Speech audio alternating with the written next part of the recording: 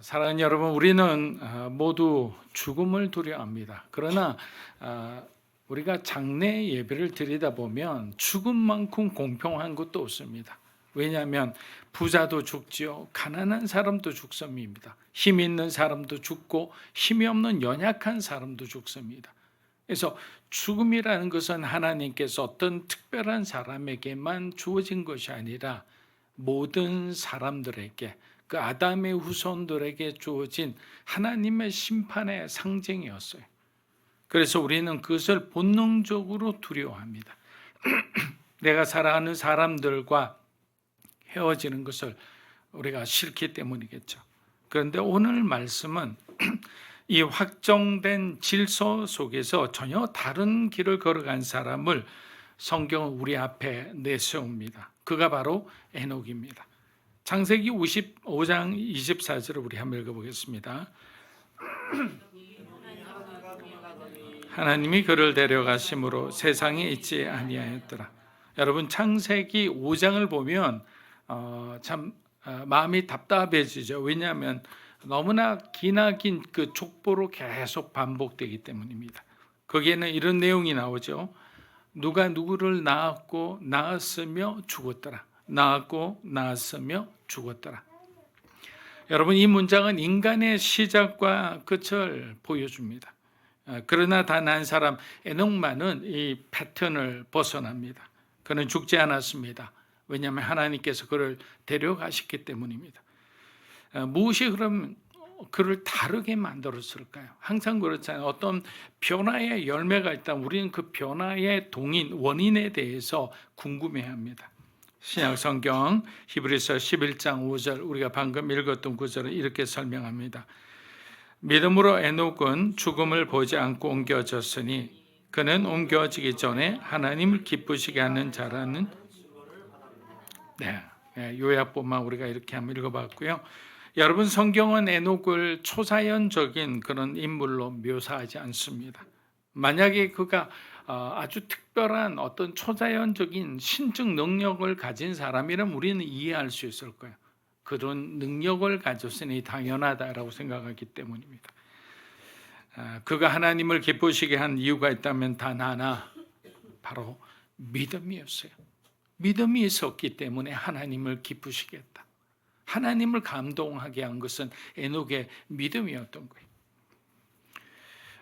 히브리서 11장 6절 우리 한번 보겠습니다. 믿음이 없이는 하나님을 기쁘시게 하지 못하나니 하나님께 나아가는 자는 반드시 그가 계신 것과 또한 그가 자기를 찾는 자들에게 상 주시는 이심을 믿어야. 여러분, 에녹은 완벽해서 하나님과 동행한 것이 아닙니다. 그도 연약했고 우리처럼 어떤 상황 때마다 막 몹시 심하게 흔들리기도 했어요. 그러나 그는 끝까지 믿음으로 하나님을 붙들었습니다. 하나님은 그런 에녹을 기뻐하셨고 죽음 없이 그를 품고 하늘나라로 가신 거예요. 그러므로 오늘 이 말씀은 우리를 한 가지 질문 앞에 세웁니다. 죽음이 피할 수 없는 현실이라면, 죽음이 피할 수 없는 진리라면 우리는 그러면 어떤 삶을 지금 살고 있는가라는 질문이. 에녹의 이야기는 과거의 신화도 아닙니다. 누군가 만들어진 전설도 아닙니다. 이것은 지금 여기 우리에게 주어진 부르심인 거예요. 그럼 에녹에게도 하나님이 그렇게 하셨다면 우리도 하나님과 동행할 수 없을까라는 질문을 우리에게 주는 거예요. 그리고 그 부르심의 중심에는 예수 그리스도가 계십니다. 왜냐하면 주님이 먼저 그 길을 걸어가셨기 때문에. 그래서 우리도 용기를 내서 주님이 걸어가신 그 길을 오늘부터라도 우리가 따라 그렇게 걷고자 하는 것입니다. 여러분, 에녹이 살던 시대는 타락의 시대였습니다. 그는 아담으로부터 7번째 세대였고 사람들이 거의 1000년 가까이 살 때였습니다. 인간의 수명은 길었지만 마음은 점점 하나님을 떠나기 시작했던 거예요. 실제로 에녹 이후 몇 세대가 지나지 않아 하나님은 노아의 시대에 전 지구적인 홍수로 인류를 심판하셨습니다. 그만큼 죄악은 극에 달해 있었던 것입니다. 그래서 성경에서 이렇게 표현한 것, 죄악이 세상에 만연하였더라. 만연하다는 것은 어디 빈 곳이 없다라는 것. 모든 사람들이 죄를 짓고 흥청망청 하나님이 싫어하는 집만 골라 그렇게 살고 있었던 것입니다. 그런 시대에 한복판에서 창세기는 한 인물을 주목하며 이렇게 기록한 것입니다. 창세기 22장 23절입니다. 무드셀라를 낳은 후 300년을 하나님과 동행하며 자녀들을 낳았으며 그는 365세를 그런데 바로 다음 절, 우리가 방금 전에 읽었던 절이지만 24절을 보면 놀라운 표현이 다시 한번 반복됩니다. 한번 읽어보겠습니다. 에녹이 하나님과 동행하더니 하나님이 그를 데려가심으로 세상에 있지 아니하였더라. 여러분, 성경은 결코 의미 없이 반복하지 않아요. 하나님의 말씀은 1.1획도 헛되이 기록되지 않기 때문입니다. 그렇다면 창세기 5장에서 에녹에 대한 동일한 표현이 두 번이나 반복된 이유는 무엇일까요? 여러분, 그것은 강조입니다. 강조. 그리고 성경에서의 강조는 언제나 하나님과의 초대로 연결되는 거예요. 그래서 복음이 한마디로 표현하면 우리 예수 그리스도의 어떤 십자가와 부활이라는 아주 중요한 어떤 사건으로 우리에게 이해되지만 복음은 연결이라는 커넥션이라는 단어로 이해할 수 있는 거예요. 그럼 세상은 뭡니까? 단절이에요. 세상은 관계도 단절하고 가정도 단절되고 자기 어떤 삶이 다 끊어지는 거예요. 어떤 이유에든지. 근데 복음은 어떻습니까? 하나님이 주신 사랑이기에 미워하는 사람도 내가 이해되지 않는 사람들도 다 하나님 안에서 하나가 되는 거예요. 그래서 복음은 신비로운 거죠.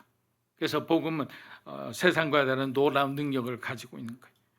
즉 하나님은 이 반복을 통해서 우리에게 이렇게 말씀하시는 거예요. 이 사람을 주목하라. 이 사람을 본받아라. 이 사람에게서 배워라라는 거예요. 에녹을 계속 반복하며 하나님과 동행했다는 것을 강조하는 이유는 이 사람의 삶에서 너희의 갈 길을 찾으라는 거예요. 하나님과 동행했다는 말은 단지 에녹이 종교적 열심을 가진 사람이었다는 말이 아닙니다. 그것은 관계로 설명할 수밖에 없어요. 하나님의 뜻에 귀를 기울이고 그 뜻에 순종하며 날마다 삶의 걸음을 하나님께 맞추기 위해 부단히 노력하며 하나님과 그 인격적인 교제를 가진 그 결과물이 바로 동행이라는 거예요. 여러분, 동행은 부부 사이에도 동행하기 힘들 때가 있어요. 왜? 성격이 다르고 자라온 환경이 다르고 그때마다 취향이 다르기 때문에. 그 동행이 아름답게 마무리되기 위해서는 어떻게 해야 됩니까? 둘 중에 한 사람이 샬롬이 되어야 되는 거예요. 한 사람이 희생하고 한 사람이 헌신하고 한 사람이 그것을 맞춰주면서 그럼 어느 순간 어떻게 됩니까? 남편이 또 부인이 깨닫죠. 남편이 아내가 남편을 위해 그동안 그 오랜 세월 동안 나를 위해 희생하고 맞추어 줬구나. 나를 세워줬구나. 그 순간 그냥 눈물이 쫙 흐르면서 삶이 달라지는 거죠. TV 제목처럼 우리 남편이 달라졌어요. 이렇게 되는 거예요. 근데 그게 뭐냐? 하나님하고의 과정도 똑같다라는 거예요. 왜? 우리는 죄인이고 우리의 육이 살아있으니까 하나님께 우리는 자꾸만 나의 것을 원하는 거예요. 근데 하나님은 그것을 주면 그것이 우리에게 해가 될 것이 분명하기 때문에 하나님은 절대로 주시지 않아요. 여러분, 기도응답에는 세 가지가 있습니다. Yes, No, Wait입니다. 안 되는 건 안 되는 거예요. 그러나 하나님께서 우리가 더 익어가야 될 필요가 있을 때, 우리가 그것을 받았을 때, 준비된 그릇이 되었을 때 하나님은 잠시 기다릴 것을 요구하고 시간이 되었을 때는 놀라운 선물로 응답하시는 거예요. 그런데 그 기다림이 괴로운 거죠. 성경은 아담이 에덴 동산에서 하나님과 걸었다고 기록합니다. 그러나 에녹은 타락 이후의 세상에서 하나님과 걸었습니다.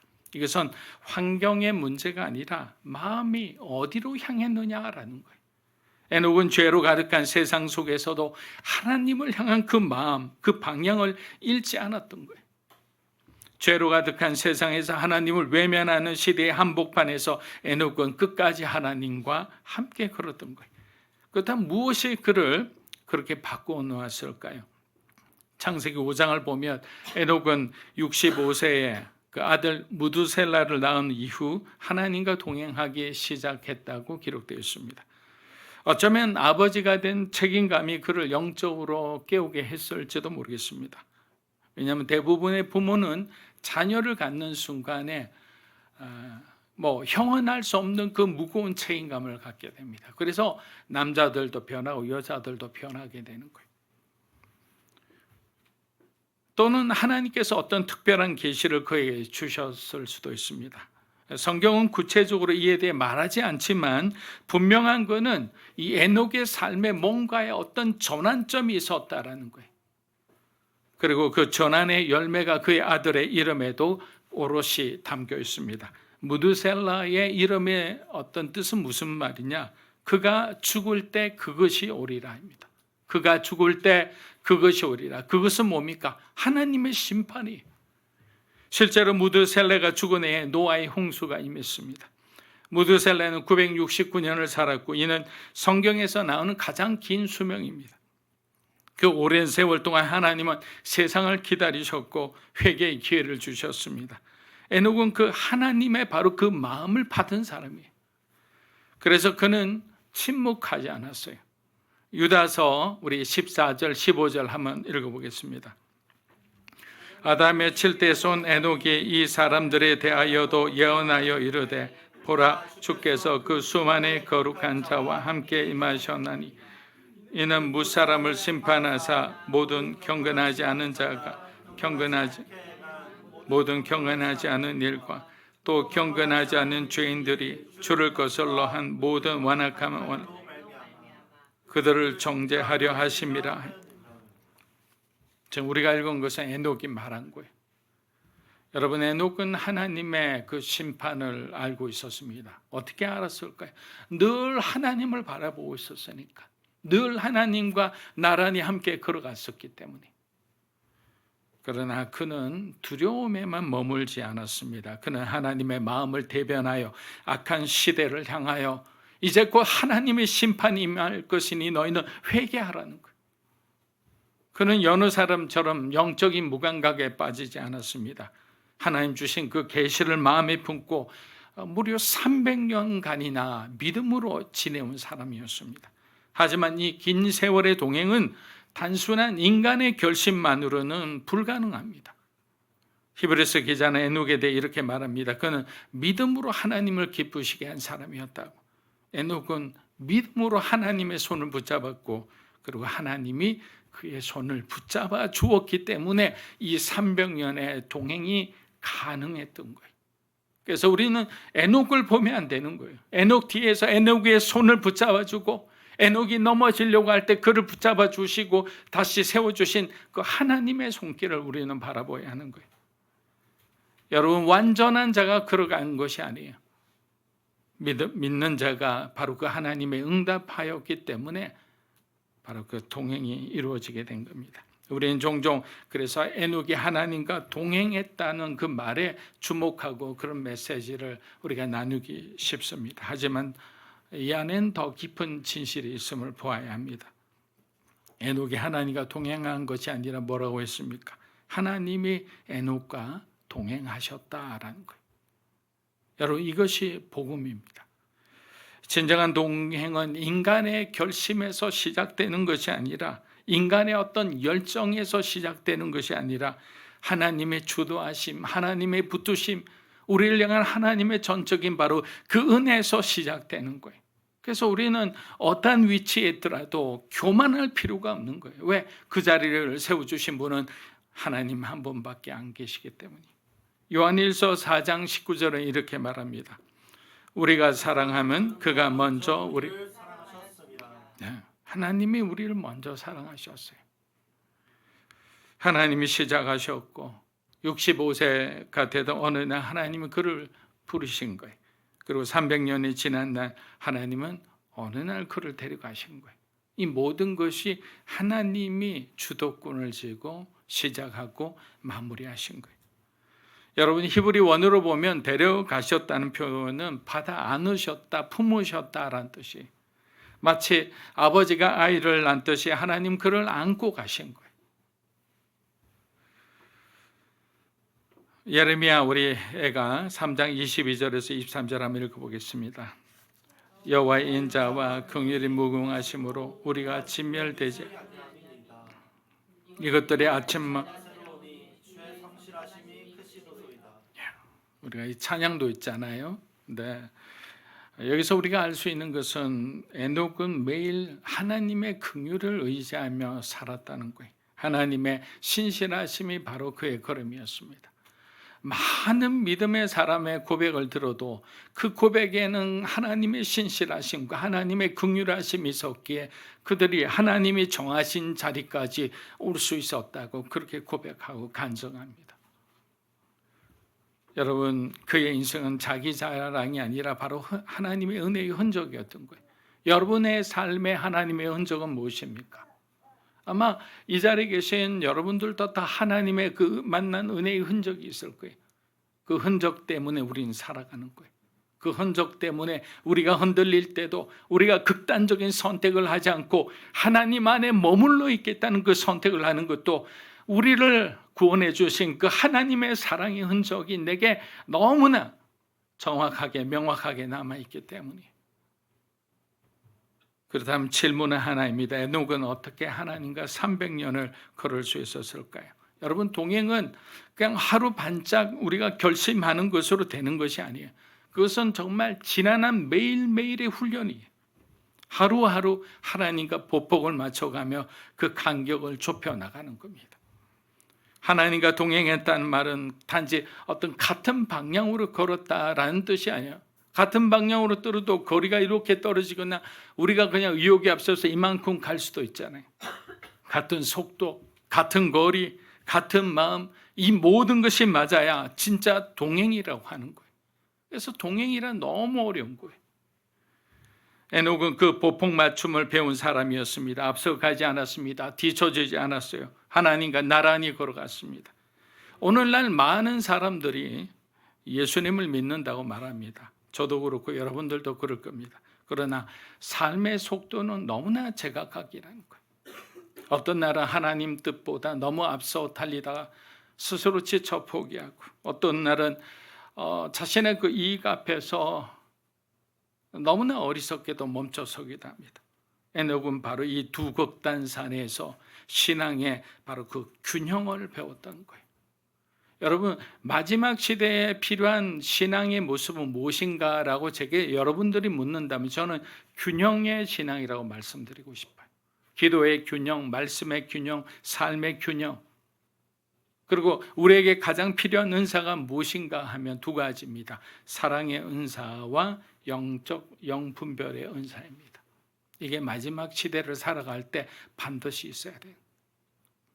왜? 무엇이 내가 지금 내게 영향을 주는 것이 무엇인지를 우리가 분별하지 못한다면 엉뚱한 산에 올라갈 수도 있기 때문에. 아모스 3장 3절은 우리에게 이렇게 말합니다.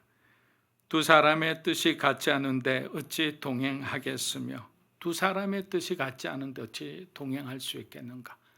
갈라질 수밖에 없는 거죠. 동행은 그래서 뜻을 맞추는 거예요. 다른 말로 하면 하나님의 뜻에 우리가 동의하는 거예요. 하나님 우리에게 동의해 주는 게 아니에요. 우리를 봐주는 것도 아닙니다. 하나님이 멈추실 때 멈추고, 하나님이 기뻐하는 것에 우리가 기뻐하고, 하나님이 슬퍼하실 때 내 마음도 애통하는 것, 그것이 바로 동행의 과정인 거예요. 에녹은 바로 그것을 300년 동안 아주 훌륭하게 그것을 해낸 것입니다. 그리고 지금 우리도, 저와 여러분들도 그 감각을 배워가고 있는 중이에요. 실수할 때도 있고 또 잘해서 하나님께 칭찬받을 때도 있을 겁니다. 중요한 것은 이 훈련이 어디서 이루어지느냐라는 것인데, 그것은 어떤 성소나 예배당, 교회 울타리 안에서만 아니에요. 그러면 우리가 세상에 나갈 수도 없잖아요. 우리만의 어떤 리그가 되기 때문입니다. 그것은 바로 우리의 일상인 거예요. 여러분의 바쁜 출근길, 가족과 나누는 대화 속, 그리고 사람들과 얽히는 관계 속에서 우리는 끊임없이 하나님의 뜻과 마주합니다. 여러분, 지금 이 부분을 잘 들으셔야 됩니다. 여러 상황이 있잖아요. 그런데 어떤 결정이든 어떤 선택이든 우리가 그것을 해야 되는 거예요. 줄 것인지 말 것인지. 말할 것인지 말하지 않을 것인지 여러 가지가 있잖아요. 그때 우리는 누구와 함께 걸을 것인가를 선택할 수밖에 없는 거예요. 하나님과 함께 걷는 사람은 하나님의 선택을 존중하고 내 뜻과 부합하지 않더라도 나는 그 길을 가야 되는 거예요. 그러나 내가 더 중요한 사람은 아니지, 내가 더 높은 곳에 올라가야지 하면서 낮은 자리를 거부하고 자기가 원하는 선택을 합니다. 그럼 어떻게 됩니까? 예수님께서 말씀하셨죠? 상석에 앉은 자가 자기보다 더 높은 사람이 오는 순간 어떻게 됩니까? 이미 자리를 다 찾아 있기 때문에 매일 제일 말석에 앉게 된다고 했잖아요. 그런 수치를 당한다고 그랬잖아요. 그래서 우리의 여기서 동행이란 말은 실질적으로 우리의 삶 속에서 가장 중요한 선택의 순간에 우리는 주님과 동행할 것인가 아니면 내 자신과 함께 그 길을 선택해 스스로 그 길을 개척해 나갈 것인가, 이 중간에서 우리 운명은 갈라진다고 얘기하는 거예요. 그러니까 에녹이 얼마나 참 훌륭한 사람이었습니까? 그 모든 선택의 순간에 하나님의 어떤 선을 앞세워 그 모든 것을 순종해 살아왔기 때문입니다. 갈라디아서 5장 25절입니다. 우리가 성령으로 살면 또한 성령으로 행할지니. 여러분, 이 말씀은 단순한 권면이 아니라 뭐라고 했습니까? 예수님의 명령이죠. 바울의 명령이죠. 보폭을 맞추라는 거죠. 속도를 맞추라는 명령입니다. 방향을 하라는 부르심이에요. 그러니까 예수님, 성령님은 우리에게 가는 걸음마다 우리의 속사람을 통해서 말씀하시는 거예요. 뭐라고 말씀하십니까? 야, 너무 빨라. 이제 보폭을 좀 맞춰. 속도도 그래. 왜 방향은 자꾸만 엉뚱한 곳으로 가? 이렇게 계속 내 속에서 이렇게 탄식하면서 기도하시는 분이 바로 성령 하나님이신 거예요. 그러므로 우리는 자신에게 정직하게 물어봐야 합니다. 나는 지금 하나님보다 혹시 앞서 가고 있지는 않은가? 아니면 혹은 여러 가지 복잡한 문제들 그곳에 그냥 묶여서 너무 뒤쳐져 가고 있지는 않는가? 나의 걸음은 과연 하나님을 쫓아 걸어가고 있는가? 이 질문은 우리의 삶의 가장 중요한 질문들입니다. 여러분, 하나님과 동행하는 것은 기술이 테크닉이 아닙니다. 은혜로 시작된 정말 어려운 신앙의 훈련이죠.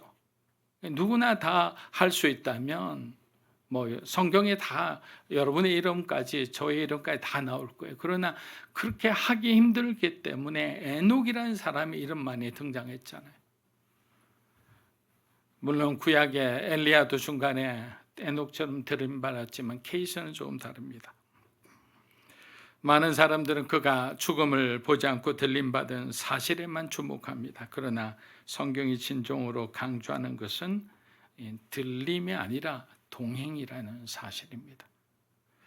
지금 이 순간 우리 모두를 하나님은 같은 길로 부르고 있다는 사실을 기억했으면 합니다.